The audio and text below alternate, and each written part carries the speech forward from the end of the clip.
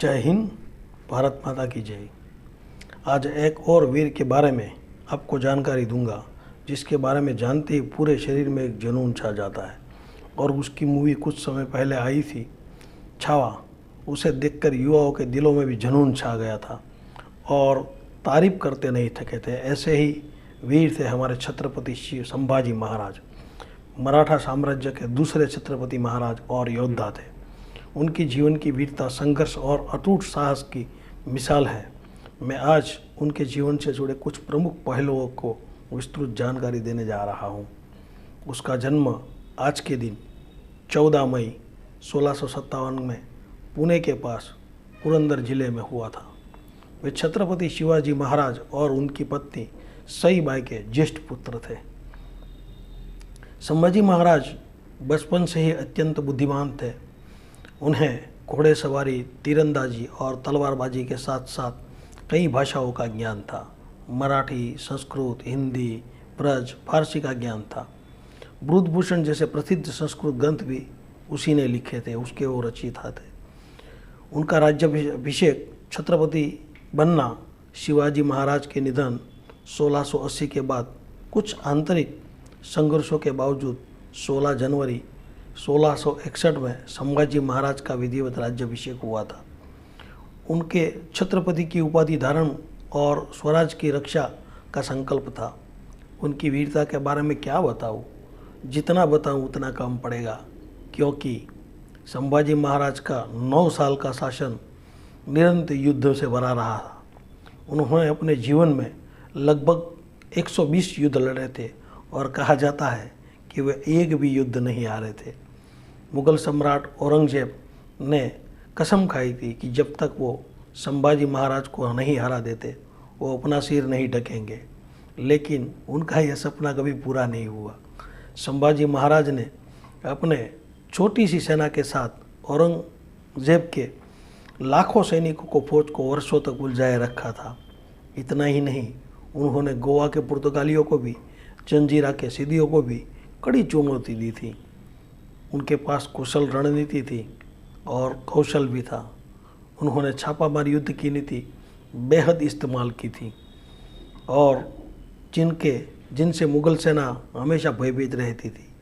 औरंगजेब ने अपने जीवन के 27 साल दक्षिण भारत में बिताए, जिसका पूरा उद्देश्य संभाजी महाराज को हराना था। हालांकि संभाजी महाराज की वीरता के कारण मुगलों को भारी नुकसान भी उठाना पड़ा था और स्वराज पर कब्जा नहीं कर पाए थे। लेकिन बाद में उसकी गिरफ्तारी हुई और बलिदान देना पड़ा।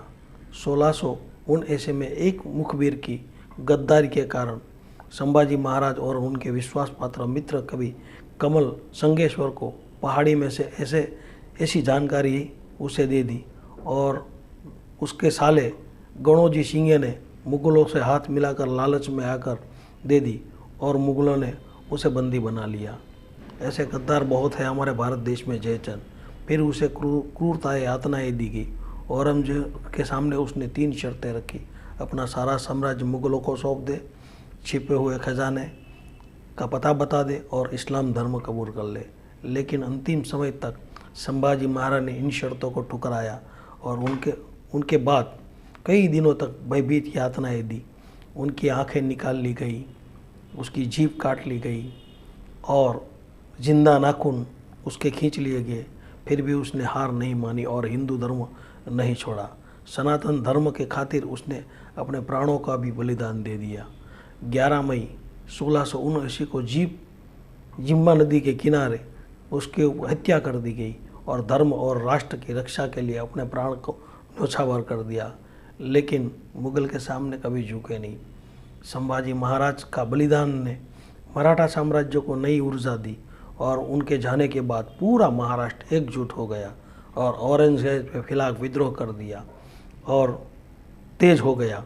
और अंततः मुगल साम्राज्य का पतन का कारण भी यही बना था। आज भी उन्हें धर्मवीर के नाम से जाना जाता है और वे भारतीय युवाओं के अदम्य साहस और देशभक्त का प्रतीक है। छत्रपति संभाजी महाराज का जीवन वाकई में संघर्ष भरा रहा। आज उनके जन्मदिन पर उसे याद करना ही उसको सच्ची श्रद्धांजलि देने बराबर है। मेरा ये संभाजी महाराज का इतिहास आपको कैसा लगा ये ज़रूर बताइएगा, और अपने सभी दोस्तों के साथ लाइक, शेयर और सब्सक्राइब ज़रूर कर दीजिएगा।